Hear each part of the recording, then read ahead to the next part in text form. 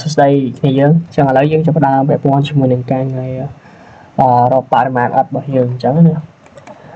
អញ្ចឹងនេះខ្ញុំបានរៀបចំពីវីដេអូមុនហ្នឹងហើយឥឡូវយើងហៅ layer 10របស់យើងមកដោយសារតែនៅក្នុងអាគាររបស់ខ្ញុំនេះគឺវាអត់មាន10ទេនៅក្នុងជាន់ផ្ទាល់ដីអញ្ចឹងវាមានតែពីជាន់ទី1ឡើងឥឡូវខ្ញុំគូស10នៅក្នុងជាន់នេះមកអញ្ចឹងខ្ញុំប្រើ command PL polyline ហ្នឹងចឹងខ្ញុំគូសគ្នាយើងមួយចឹងវាកម្រាស់ប៉ុណ្ណឹងបើសិនជាគ្នាយើងចង់បានធំជាងនឹងឬទូជាងនឹងយើងអាចតរេបានឥឡូវយើង PL enter យើងគូសមកបន្តមកបើយើងចង់បរិគ្រោមកម្រាស់យើងចុចW enter ចឹងអានេះទំហំរបស់ខ្ញុំ20ឥឡូវខ្ញុំចង់បរួមខ្ញុំយកតែ15ឯងចឹងខ្ញុំ enter ពីម្ដងទៅផ្ដាច់ទៅចឹងខ្ញុំគូស PL enter មក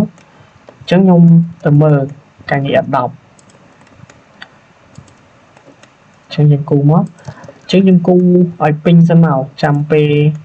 ទំហំ opening ដែលជាទ្វារឬក៏ជាប្រអួចហ្នឹងចាំយើងដកវាតាមក្រោយ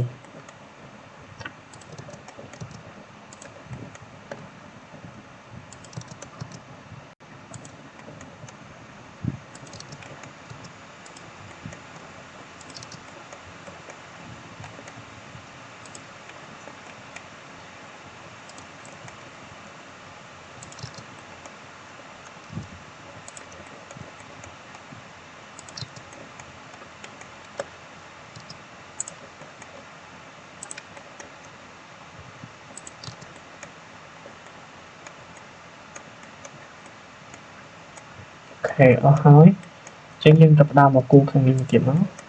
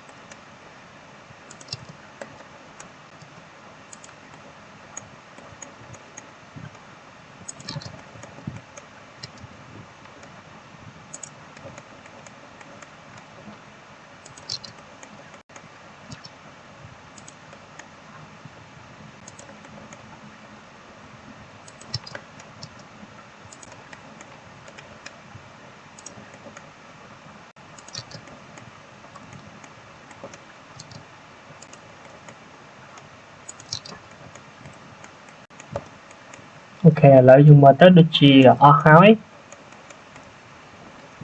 អូខេបន្ទាប់ពីហើយយើងប្រើ command មួយដើម្បីបិទ layer ផ្សេងៗយើងទុកតានឹងមួយបានហើយឥឡូវយើង share នេះមក person ទុក mode ប្រវែងជើងដាក់ថា tick 10ស្វាលេងទុកសិនបន្ទាប់មកខ្ញុំប្រើ command មួយ lay iso enter អញ្ចឹងបើសិនជាគ្នាយើងអត់ដែរប្រើវានេះយើង enter ហើយយើងចូលពាក្យ setting នេះ setting នេះហើយយើងយកពាក្យថា off បន្ទាប់មកយើង enter ពីម្ដងទៅផ្ដាច់ទៅបន្ទាប់មកចាំយើងប្រើវាបើមិនអញ្ចឹងទេវាទៅបិទ layer របស់យើងអស់ហើយហ្នឹងអញ្ចឹង enter មក click លើអីដែលយើងចង់ទុក enter មកវាសល់តែអីដែលយើងចង់ទុកទេអញ្ចឹងខ្ញុំ select លើវាខ្ញុំវាយ command TL command TL ហ្នឹងខ្ញុំបានផ្ញើឲ្យយើងចូលគ្រប់អីអាច upload វាចូលទៅដើម្បីមកប្រវែងអញ្ចឹងប្រវែងរបស់វាសរុបគឺ 71.95 ជាងខ្ញុំយក72ម៉ែត្រមកនេះជា72ម៉ែត្រអូខេ lay on មកវិញមកវាមកវិញហើយអញ្ចឹងខ្ញុំយកនេះស្មើ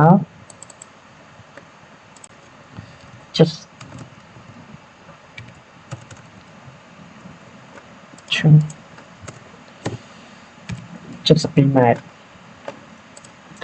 អូខេឥឡូវយើងទៅមើលកម្ពស់ជាន់របស់យើងបន្ទាប់ពីបានប្រវែងយើងយកទៅគុណកម្ពស់យើងបានជាផ្ទៃការ៉េហើយនេះជាន់ទី1របស់ខ្ញុំ3ម៉ែត្រ2តឹកពី top slab ទៅ top slab មួយទៀតប៉ុន្តែអត់របស់យើងដោយសារតែអត់របស់យើងហ្នឹងបើយើងមើល section នេះស្រួលមើលអត់របស់យើងជាអត់ខាងក្នុងអត់ខាងក្នុងនេះអញ្ចឹងអាកន្លែងនេះវាចំធ្នឹមតែអាកន្លែងនេះវាអត់ចំធ្នឹមទេអញ្ចឹងបើសិនជាយើង យើងធ្វើការជាក់ស្ដែងយើងអាចបំបែកវាជាពីរមកអាណាលើថ្នាំអាណាលើ slab មកដើម្បីឲ្យបរិមាណដែលយើងរកវា accurate ប៉ុន្តែចំពោះការធ្វើសាណាវាមិនជាបញ្ហាទេយើងយកអាធំមកយើងយកកម្ពស់ក្រោម slab ទាំងអស់មកវាខុសបរិមាណមកប៉ុណ្ណេះមែនតើទៅខុសគ្នាពីទឹក8ប៉ុន្តែបើពីយើងធំក៏ខុសច្រើនដែរតែអានេះអត់អីទេយើងគ្រាន់តែធ្វើសាណាយើងធ្វើអញ្ចឹងបានអញ្ចឹងយើងវាស់មកអត់យើងរៀបតូលធំ slab នេះគឺវា3.8 ហ៊ុនអញ្ចឹងខ្ញុំមានជាតារាង Excel មួយខ្ញុំវាយចូលមកនេះ 3.8 ហ៊ុនបន្ទាប់មកប្រវែងឥឡូវប្រវែងមិញដែលខ្ញុំរកបានគឺ72 ម៉ែត្រអញ្ចឹងខ្ញុំវាយ72មកអញ្ចឹងខ្ញុំបានជាផ្ទៃការ៉េដោយសារខ្ញុំចងហើយឯងប្រវែងគុណនឹងកម្ពស់យើងបានជាផ្ទៃការ៉េបន្តមកទៀតបើសិនជាគ្នាយើងចង់ដកប្រអួតនេះចាំមើលឥឡូវយើងទៅមើលនេះអានេះសិតតែទ្វារឥឡូវខ្ញុំវាស់មើល6ទឹកតែសំខាន់អត់ដឹងថាកម្ពស់ប៉ុន្មានទេដោយសារតែអត់មានប្លង់ detail ទេប្លង់នេះអញ្ចឹងឥឡូវឧទាហរណ៍ខ្ញុំកំណត់យកវាឥឡូវមើលទ្វារបន្ទប់មួយទៀត9ទឹក1 6ទឹក1 9ទឹកអញ្ចឹងឥឡូវយើងរាប់មកឥឡូវខ្ញុំដាក់កម្ពស់វាសិនកម្ពស់ឧទាហរណ៍ខ្ញុំយក2.2 ម៉ែត្រចុះហើយពាក់ព័ន្ធមួយទទឹងមិញទទឹងខ្ញុំយក 0.6 មកហើយខ្ញុំទៅរាប់ចំនួនរបស់វាឥឡូវចំនួនបន្ទប់ទឹករបស់យើងមានប៉ុន្មាន6ទឹកហ្នឹង1 2 3 4 5 6 7ឥឡូវយើងរាប់ទៅយើងដាក់7នេះចំនួន7អញ្ចឹងវាចេញឲ្យយើងមើលនេះ D1 ឥឡូវខ្ញុំដាក់ឈ្មោះឲ្យវា D1 ចុះដោយសារតែអានេះក្នុងខ្លឹងនេះអត់មានឈ្មោះទេ D1 ទំហំ6ទឹកគុណ 2.2 ម៉ែត្រហើយអាណា7នេះចំនួនវាអញ្ចឹងវាបានជាផ្ទៃការ៉េប៉ុណ្ណេះអញ្ចឹងខ្ញុំទៅមើលអាមួយទៀតទំហំបន្ទប់ទំហំទ្វាររបស់បន្ទប់ណា1 2 3 4 5 6 7អានេះក៏7ដែរអញ្ចឹងយើងវាយមកខ្ញុំយកកម្ពស់ 2.2 ម៉ែត្រដូចគ្នាចំនួនវា7ហើយទំហំវា 0.9 អញ្ចឹង D2 អញ្ចឹងអានេះជាផ្ទៃការ៉េសរុបអញ្ចឹងខ្ញុំយកអានេះដកមកនេះខ្ញុំបិទវងកញ្ចក់មួយយើងដកផ្ទៃនេះចេញនេះសរុបនេះមកអញ្ចឹងយើងសល់ 198.66 ម៉ែត្រការ៉េអញ្ចឹងយើងបានបរិមាណឥដ្ឋនៅក្នុងជាន់ទី1នេះមួយហើយយើងដកឲ្យអស់ហើយដោយសារតែឥដ្ឋ10យើងដកតែពួកởក្នុងនេះទេប៉ុន្តែបើឥដ្ឋ20អានេះយើងដកតាមផ្សេងទៀតហើយបើអញ្ចឹងក្រៅក៏ស្រួលដែរវាមានអានេះយើងអាចវាស់ពួកអានេះបានអញ្ចឹងណាប៉ុន្តែបើអញ្ចឹងក្នុងអត់មានហើយអត់មាន detail ទៀតអញ្ចឹងចំពោះកម្ពស់របស់ទ្វារគឺខ្ញុំស្មានយកទៅដោយសារតែស្តង់ដារប៉ុណ្ណឹងវាអត់លើសហ្នឹងទេអញ្ចឹងណា2.2 ម៉ែត្រ2ម៉ែត្របន្ទឹកអីហ្នឹងអញ្ចឹងឥឡូវយើងបានមកជាន់ហើយយើង copy អាហ្នឹងតមក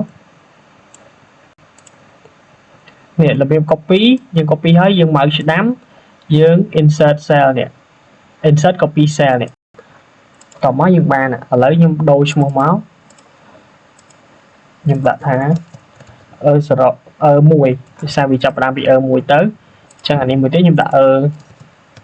ប៉ុន្តែជាក់ស្ដែងអាគាររបស់យើងនេះវាពីជាន់ទី1ដល់ជាន់ទី5វាដូចគ្នាអញ្ចឹងខ្ញុំចាំទៅរកជាន់ទី6យកមកអញ្ចឹងណាអញ្ចឹងខ្ញុំអត់ប្រវាយដោយសារអាគារខ្ញុំវា function ដូចគ្នាហើយអញ្ចឹងទំហំការងារអីក៏វាដូចគ្នាដែរអញ្ចឹងនៅក្នុងវីដេអូហ្នឹងមានតែប៉ុណ្្នឹងទេចាំមើលមានចម្ងល់អីគឺយើងអាចចាំសួរបន្ថែមទៅហើយវីដេអូបន្ទាប់ខ្ញុំនឹងធ្វើពាក់ព័ន្ធជាមួយនឹងការរកបរិមាណបូកខាងក្នុងខាងក្រៅវិញ